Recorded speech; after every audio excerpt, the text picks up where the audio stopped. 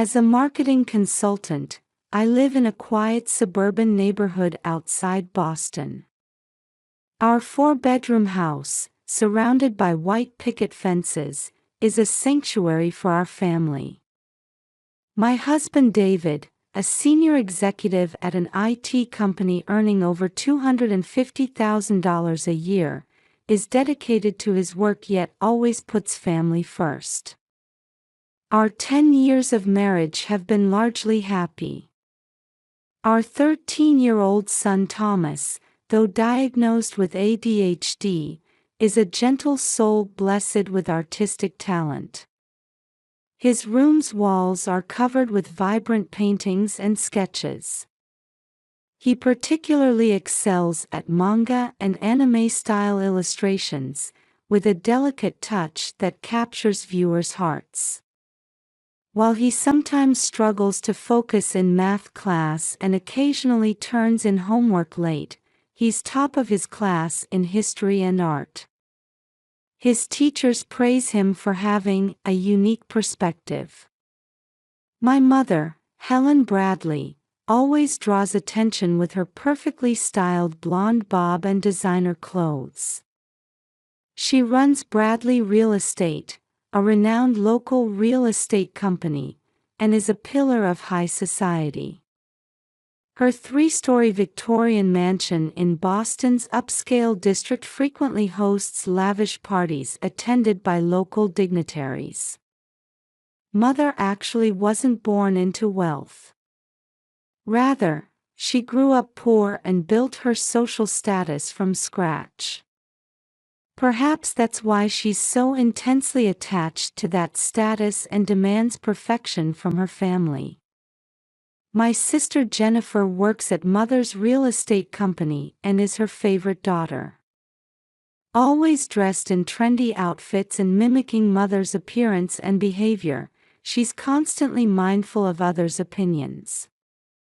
Recently, she bought a new house with her husband Michael, a junior partner at a law firm, while working as a loan consultant at a local bank. Meanwhile, my relationship with Mother has remained frosty for years because I couldn't be the perfect daughter she wanted.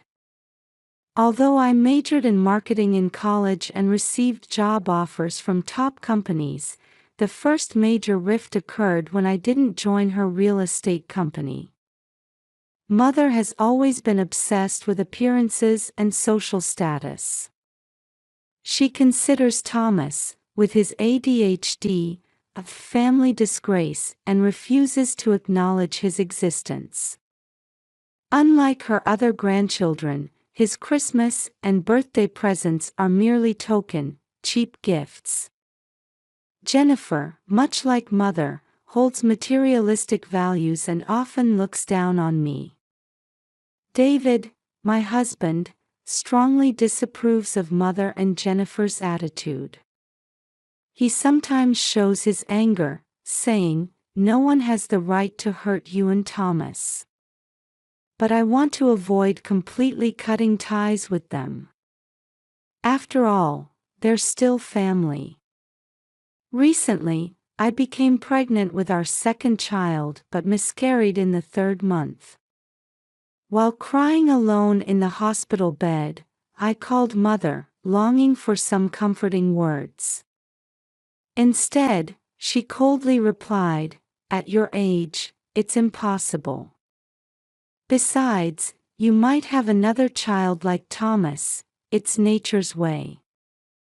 Right after that, when Jennifer announced her pregnancy, Mother was overjoyed, exclaiming, "A healthy baby will be born." She's been buying expensive baby items and constantly posting on social media about eagerly awaiting the arrival of my precious grandchild. This contrasting attitude deeply wounded my heart. Worried about Thomas's declining self-esteem after experiencing bullying at school, I began recording Mother's conversations on my smartphone 6 months ago. I felt the need to document her behavior, especially the heartless words thrown at Thomas.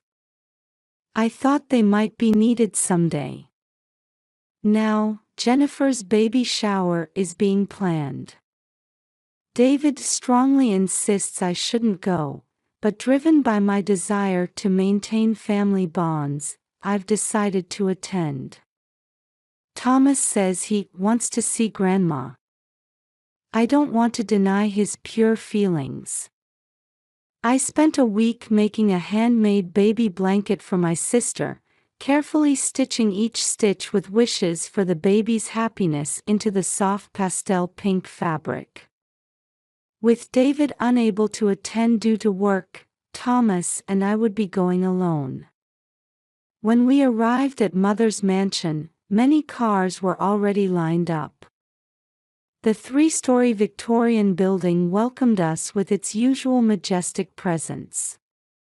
The meticulously maintained gardens showcased seasonal flowers in full bloom, with a fountain trickling crystal-clear water.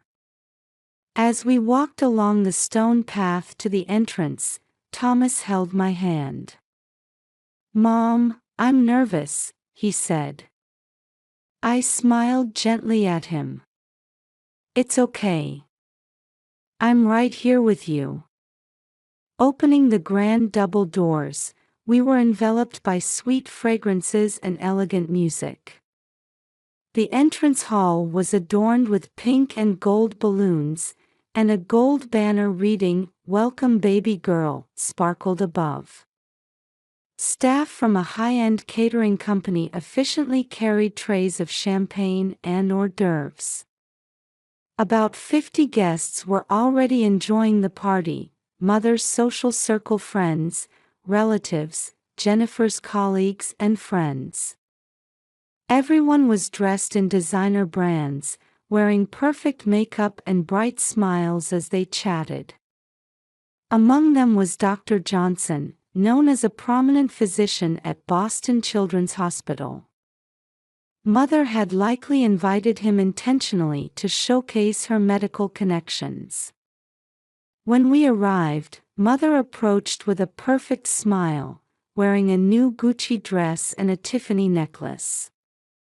"I thought you might be late," she said, her words tinged with subtle sarcasm. Jennifer, radiant in her maternity dress, was surrounded by friends. When she noticed me, she gave me a perfunctory hug but completely ignored Thomas. Her "thanks for coming, sis" felt superficial. The venue's decorations reflected Mother's taste, absolutely magnificent. Soft light poured from chandeliers, and pink roses were beautifully arranged on tables. The catering was top-notch, with chefs even performing live cooking demonstrations.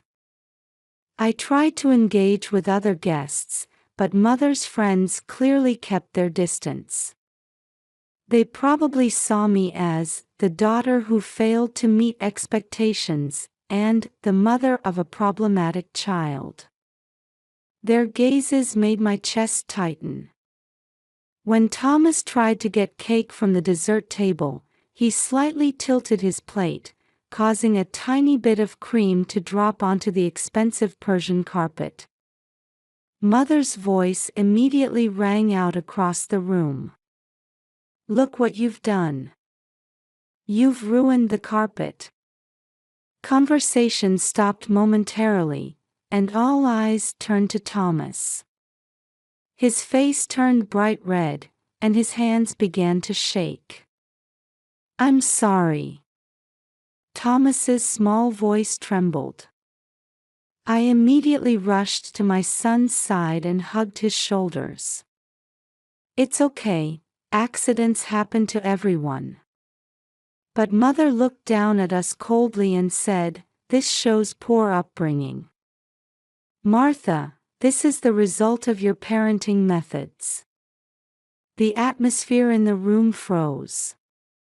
Some guests awkwardly averted their eyes, while others shot curious glances. When it was time for gift-giving, I presented the handmade baby blanket. But Mother frowned at the sight of it. You should have bought a branded item instead of this cheap thing. Only the finest suits Jennifer's baby. She announced this loudly, as if declaring it to the entire room. Several guests snickered. Then came the worst moment. During the toast, Mother took the microphone and stood up with a broad smile. As champagne glasses elegantly reflected light, her voice rang out. Today is a special day. We're celebrating Jennifer's baby. A pause. And Martha's miscarriage. Thankfully, we don't need any more trash in this family. I thought my heart had stopped. The room erupted in laughter, with even Jennifer covering her mouth to hide her giggles. My vision blurred at the sight. And then, my most dreaded moment arrived. Thomas squeezed my hand and asked in a trembling voice. Mom, am I trash too? Large tears rolled down my son's cheeks as his whole body began to shake with sobs. I squeezed his hand back and took a deep breath. As I felt my blood rushing backward through my body, I slowly looked around the room. People laughing. People awkwardly avoiding eye contact. And Mother and Jennifer wearing satisfied expressions. I confirmed the red light blinking on my phone's recording app in my pocket, indicating it was certainly working. Thomas, let's go. I spoke quietly but firmly. Martha, you can't take a joke. Sit down, we're about to cut the cake. Mother's commanding voice came from behind. Mother, this isn't a joke. You just hurt my son. Enough is enough. The guests fell silent, tension filling the air. No one could stop us as we left. I heard Jennifer shout, "You're being dramatic," but didn't look back. After we left, I heard Mother's voice, "She's always like this. Wants to be the star of her own drama." And again, the laughter began. We walked straight to the exit without meeting anyone's eyes. The balloons and banner at the entrance seemed to mock us as they swayed elegantly. In the car, Thomas was still shaking. I pulled over to the side of the road and held my son tightly. You are my treasure, the most precious thing in this world. As I stroked Thomas's back, warm tears rolled down my cheeks. Every time his shoulders trembled, my heart felt like it was being torn apart. But Grandma is wrong. Listen, Thomas. You have wonderful talent. Your teachers praise your artwork, don't they? Having ADHD doesn't diminish your value one bit. In fact, it might be what gives you your unique perspective and creativity.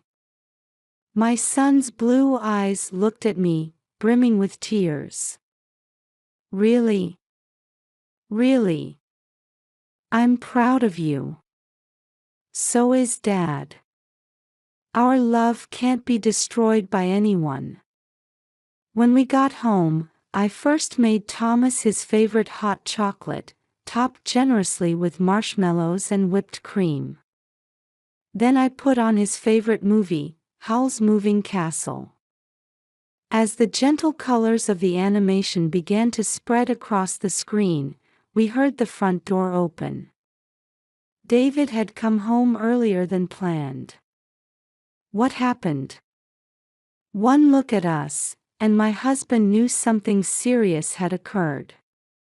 Silently, I took out my smartphone and played the recording.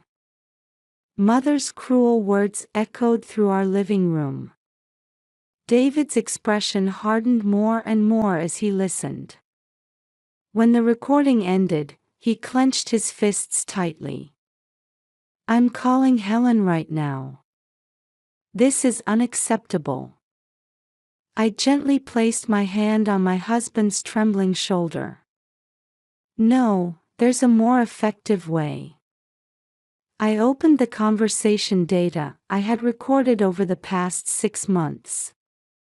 All the heartless words Mother had thrown at us. Words calling Thomas a disgrace, criticizing my parenting, mocking my miscarriage. I began carefully editing them. "What are you planning to do? Let everyone know the truth." I edited the recordings to ensure Mother's words were clearly audible, particularly making sure the cruel words directed at a 13-year-old child could be heard distinctly. I created a recipient list, all relatives, several of Mother's friends, and the board members of her real estate company. The list grew to about 30 people. I added a message. "This is my mother's true nature." These are words directed at a 13-year-old child. "Please never approach our family again." My finger hesitated before the send button. Is this the right thing to do? Wouldn't revenge lower me to Mother's level? At that moment, I caught sight of Thomas's back as he climbed the stairs, his shoulders slightly hunched, wounded. That sight strengthened my resolve. This isn't revenge. This is justice. I whispered this and pressed send. David embraced me from behind. "You did what needed to be done. To protect our son." Those words sank deep into my heart. Within minutes, the first responses began arriving. A call came from Mother's sister, my Aunt Catherine, who had long served as a high school principal and was deeply respected as an educator. "Helen, how could you? You're no longer my sister." Aunt Catherine apparently also called the baby shower venue, which was still ongoing. I later heard that her voice rang out as the room fell silent. And Dr. Johnson from Boston Children's Hospital, one of the invited guests, stood up and pointed out, "Such words towards a child constitute psychological abuse." The atmosphere changed completely, and those who had been laughing came to their senses and began leaving the venue one after another. My sister's baby shower was completely ruined. Jennifer called in anger. "How could you do this? You've ruined my special day." From Mother, a furious message arrived, "You've humiliated me. I'll never forgive this." I saved that message too and quietly said to my husband, "More evidence keeps piling up." From upstairs came the sound of Thomas drawing. He was probably trying to process today's events in his own way. I sighed deeply.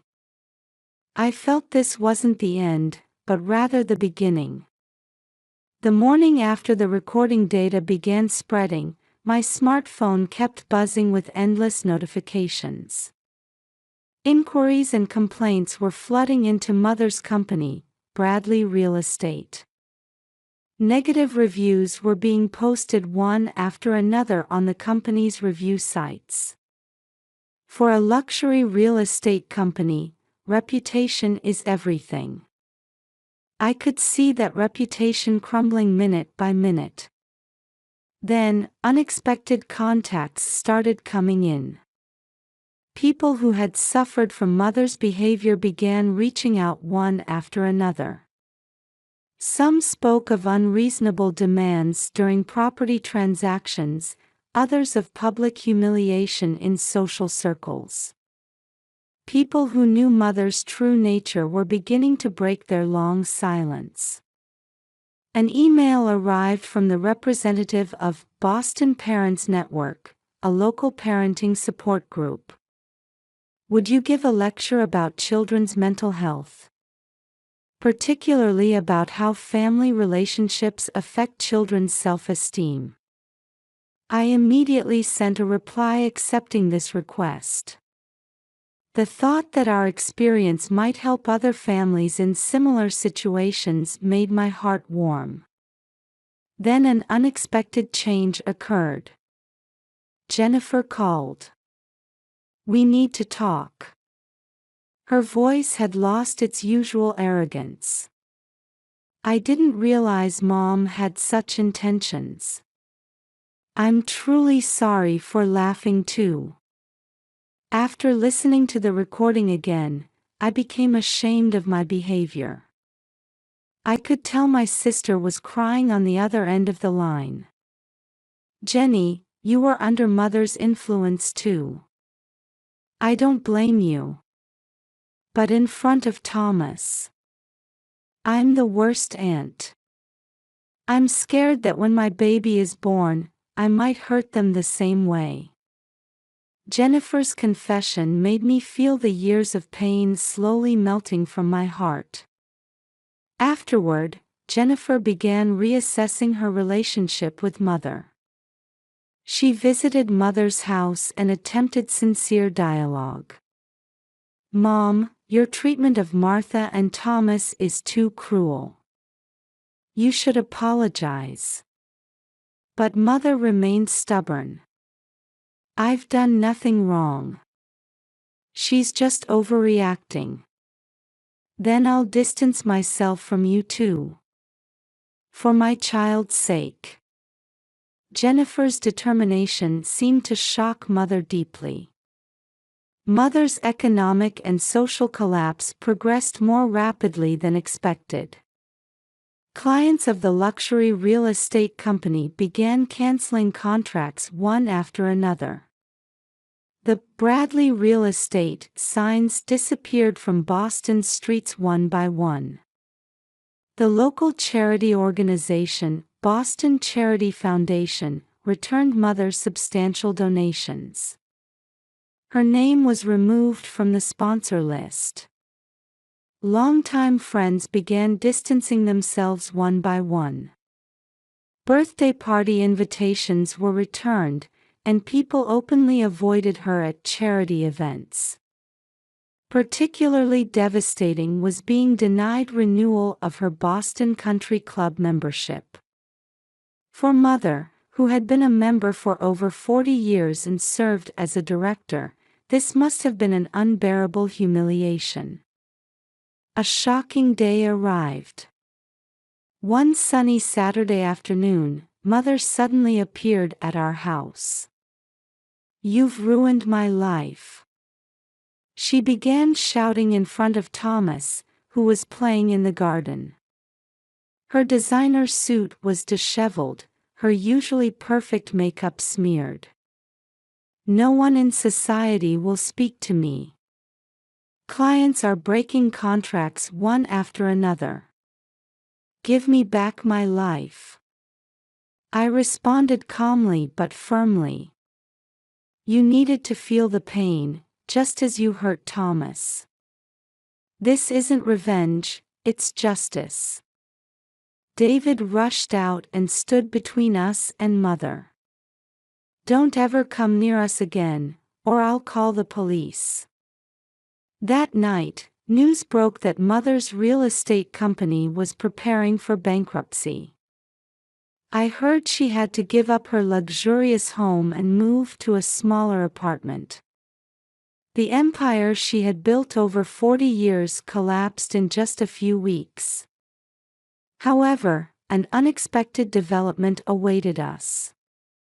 One rainy afternoon, a letter arrived.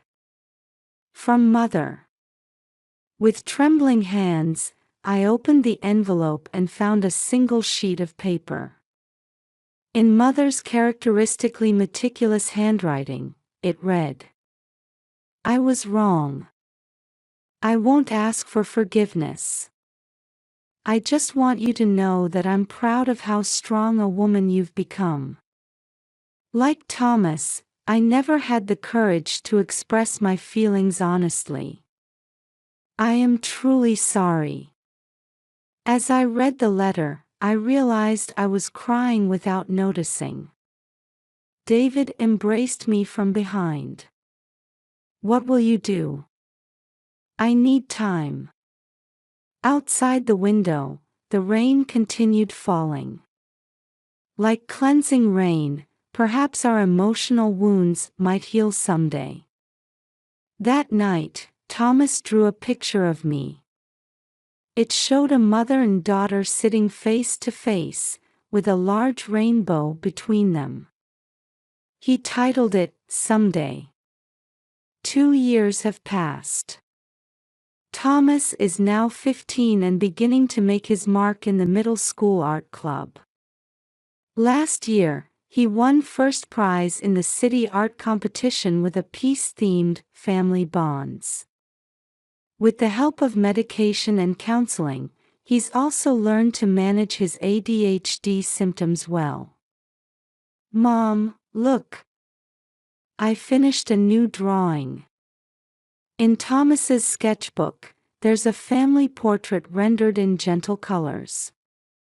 It shows me and David, and our new family member, 5-year-old Emily, whom we adopted. And slightly apart, Mother's figure is also included. We made the decision to welcome Emily a year ago. While volunteering at a children's home, I met her. She was a little girl who had lost her parents in an accident and had closed herself off from the world, but she showed her first smile when she saw Thomas's drawings. Her drawings are so beautiful. Emily calls Thomas her, not because she's confused about his gender, but because to her, Thomas is a big brother as gentle as a big sister. I started a blog about children's mental health, which has received an unexpected response. Named Family Healing, it now attracts over 100,000 readers monthly. I've also begun support activities for families suffering from abuse and discrimination. Jennifer gave birth to a girl named Alice. Every weekend, she brings Alice to visit us. Her former arrogant attitude has faded, and she's grown into a more humble and compassionate person. I want to show Alice Thomas's artwork. I hope she'll come to appreciate the beauty of art too. Mother continues living alone in her small apartment. Though it's far from her former luxurious lifestyle, perhaps that change has transformed her. She started volunteering at the local community center, particularly dedicating herself to support groups for children with developmental disabilities. While she avoided direct contact with us, she never failed to send birthday cards. Thomas's cards especially always contained heartfelt messages. Your talent is special. Grandma feels proud whenever she sees your work in the news. Then one day, just before Christmas, in the twilight hours, Thomas suddenly asked me, "Mom, how's Grandma doing?" I was momentarily speechless at my son's mature expression. Would you like to see her? Yes. Everyone makes mistakes. I make mistakes every day. What's important is learning and changing, right? I think Grandma's trying to change. That night, we held a family meeting. David initially showed reluctance but seemed moved by Thomas's words. Emily also said she'd like to meet Grandma. After long discussion, we decided to invite Mother for Christmas dinner. Thomas wanted to make the call himself, so I handed him the phone. Hello, Grandma. It's Thomas. Would you like to come for Christmas dinner? Through the receiver, I could hear Mother choking back sobs. On Christmas Eve, Mother arrived with small presents. There was no designer bag or perfect makeup. Instead, she carried a gentler aura about her. Though the atmosphere was awkward at first, Emily's innocent questions helped break the tension. Grandma, do you like drawing too? Mother, though slightly hesitant, smiled kindly. Yes, but I'm not as good as Thomas. During dinner, Mother intently studied Thomas's latest work. It's wonderful, you truly have talent. Your use of color is exceptional. There was no falsehood in those words. At the end of dinner, Mother approached Thomas. You are this family's treasure. Grandma was wrong. Can you forgive me? Though slightly hesitant, Thomas gently embraced her. Grandma, people really can change. Watching this scene, I quietly wiped away my tears. David held my hand. Complete forgiveness takes time. But we've taken a step toward building a new relationship, I said. Mother nodded deeply at my words. Please give me time. Let's move forward slowly but surely. We decided to take a family photo. Thomas set up the tripod and timer. Mother joined our family circle. Just before the shutter clicked, Emily shouted, "Everyone smile." The smiles at that moment weren't forced. A new form of family had truly been born. After taking the photo, snow began falling quietly outside. Like the pure white snow gently covering the scars of the past. I silently reflect. Sometimes the deepest wounds come from those closest to us. But by healing these wounds, we all grow. Not revenge, but true justice and healing are what move us forward. Preparations for welcoming the new year were progressing quietly but surely.